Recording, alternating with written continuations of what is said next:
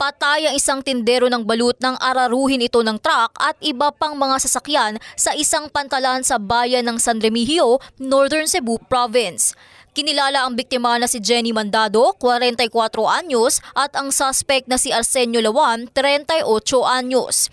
Ayon sa investigasyon, nagmamaniubra si Lawan sa kanyang minamanehong truck nang mawalan ito ng preno at naararo ang biktima na nagtitinda sa isang waiting area.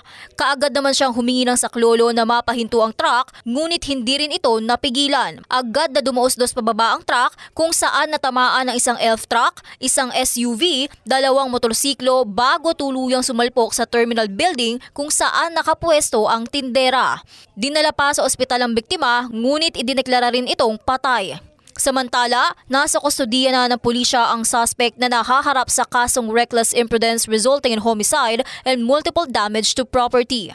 At yan ang News Scoop. Ako si Gia Rafael, nagbabalita ng tama, naglilingkod ng tama.